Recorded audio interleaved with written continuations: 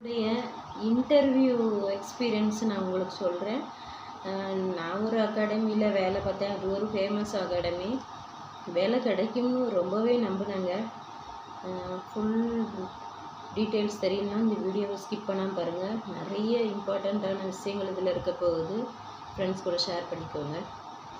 இப்போ நான் எந்த வேலை தேட போனாலும் சரிங்க, அங்கே என் வாய் சும்மாவே இருக்க மாட்டேங்குது. நீங்கள் என்ன படிச்சிருக்கீங்க அப்படின்னு கேட்பாங்க. எந்த ஊர்லேருந்து வரீங்க சொல்லுவேன். பழையங்கோட்டை அப்படின்பேன். திருநெல்வேலிக்குள்ளே தானே நடக்கும் இன்டர்வியூ.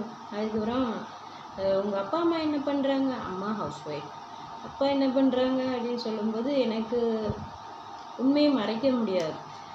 அப்பா ரிட்டையர்ட் பர்சன். என்ன டிபார்ட்மெண்ட் அப்படின்னு கேட்பாங்க. அக்ரி அப்படின்னு. அதுக்கப்புறம் அது கேட்டவுடனே கொஞ்சம் நோட் பண்ணிக்குவாங்க. அடுத்து உங்களோட எக்ஸ்பீரியன்ஸ் என்ன, நீங்கள் என்ன முடிச்சிருக்கீங்க, என்ன மேஜர் அப்படின்னு கேட்டாங்க. நான் சொன்னேன், நான் பிலிட் தமிழ் மேஜர் தான். பிலிட் முடிச்சு இப்போ பிஜி முடிக்க போகிறேன், பிஎட் பண்ணியிருக்கேன் அப்படின்னு சொன்னேன். அதுக்கப்புறம் பிஜிடிசியும் பண்ணியிருக்கேன், சர்டிஃபிகேட் கோர்சஸ் நிறைய பண்ணியிருக்கேன் அப்படிங்கிறதையும் சொன்னேன்.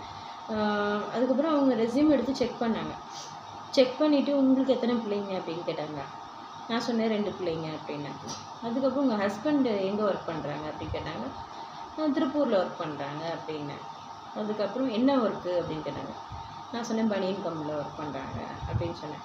அதுக்கப்புறம் ஏன் நீங்கள் திருப்பூர் போக வேண்டியதுதானே, எதுக்கு இங்கே இருக்கீங்க அப்படின்னு கேட்டாங்க. நான் என்னோடய பிள்ளைகள் படிப்புக்காண்டி நான் இங்கே இருக்கேன், அம்மா வீட்டில் இருக்கேன் அப்படின்னு சொன்னேன். அதுக்கப்புறம் அதெல்லாம் நோட் பண்ணி வச்சுக்கிட்டாங்க.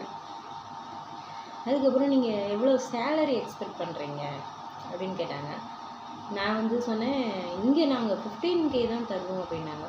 ஏற்கனவே எங்கே ஒர்க் பண்ணீங்க அப்படின்னு கேட்டாங்களா. நான் சொன்னேன், ஏற்கனவே